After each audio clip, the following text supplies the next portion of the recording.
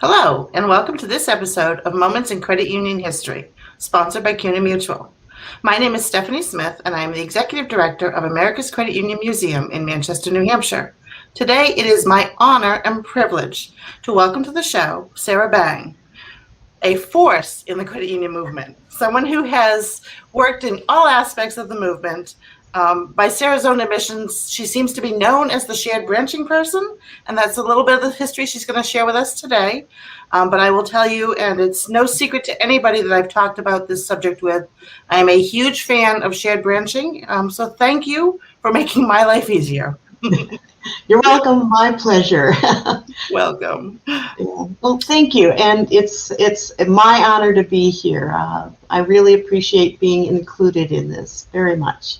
Absolutely. It just makes perfect sense to bring you on and have you tell us a little bit of the history from your own perspective. I think that a lot of times those of us that haven't been in the movement as long just take for granted that some of these things just exist in the credit union realm, shared branching and that sort of thing.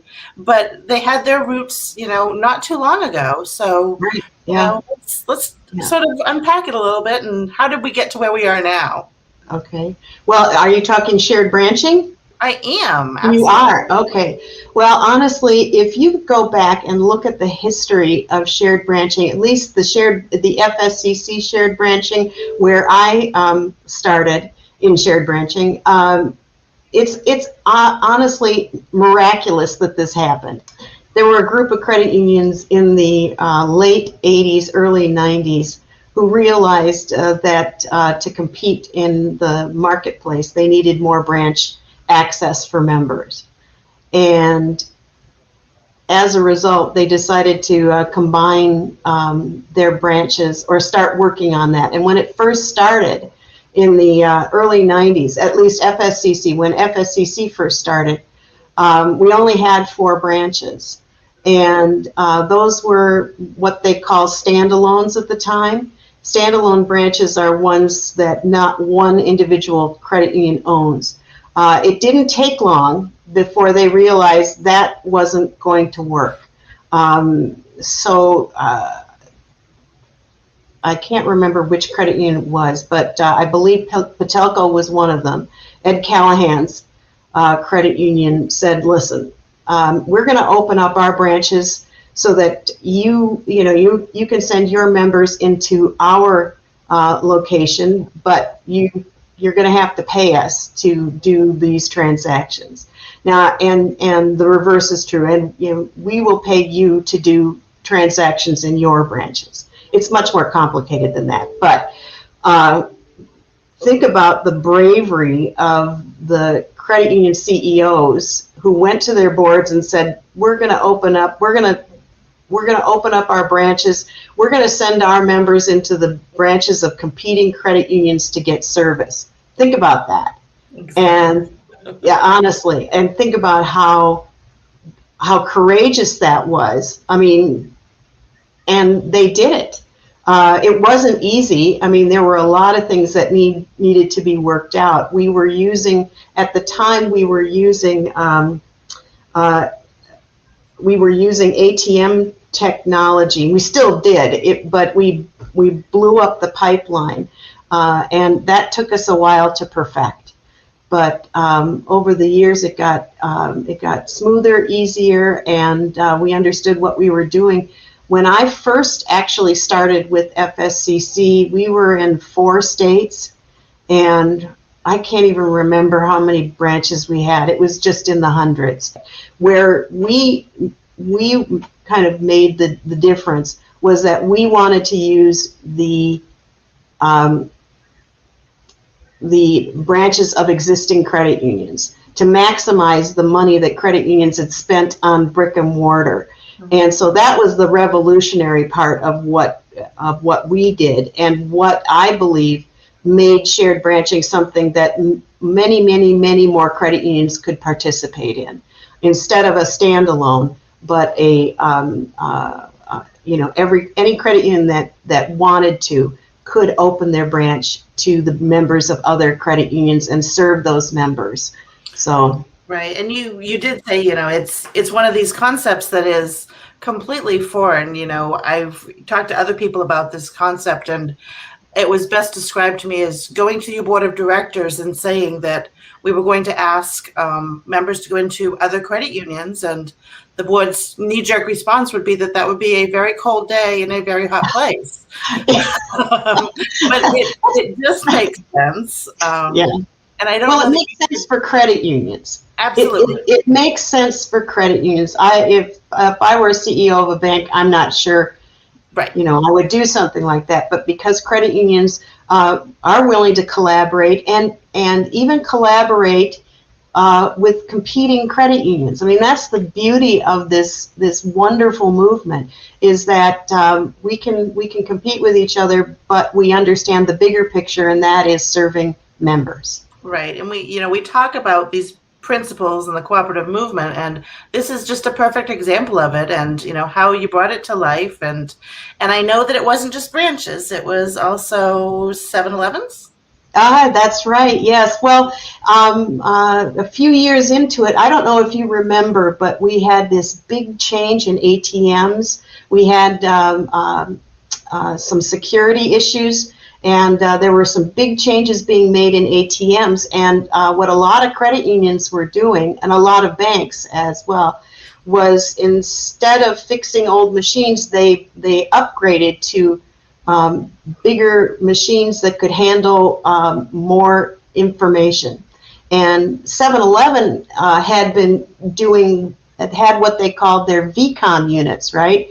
And these VCOM units were in, I want to say, 2,200 7-Elevens around the country.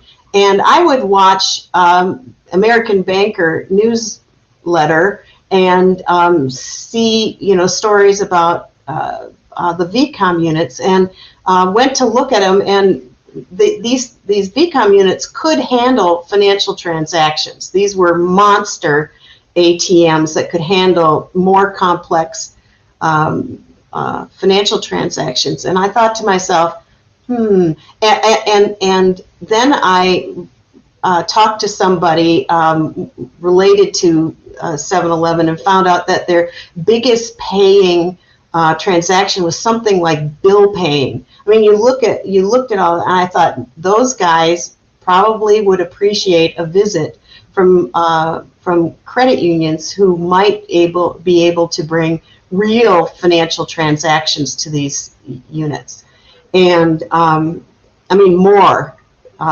financial transactions to these units. So there were a couple of us who just camped out with 7-Eleven, and until they opened the doors. Seriously, it took us a year to get in there, and I remember it was a really cold meeting at the very beginning, like, we just want you to leave us alone kind of thing. So we're meeting with you. And then at the time I said, listen, we have this technology, this shared branch technology, and members are used to going into the branches of other institutions to do their transactions. This is something that looks like you would benefit from. We have, and like I said, at the time, I think we had like 12 million members that could do this. And suddenly everybody's sitting up straight in their chair, and the question was, you mean we don't have to connect to every individual credit union? No, we've already done that.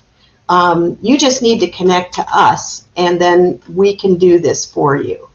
And it wasn't easy, I will say that, but toward the end of the conversation, they had picked up the pen and they were starting to do their own spreadsheets. I mean, you could tell this was going to go someplace with these folks.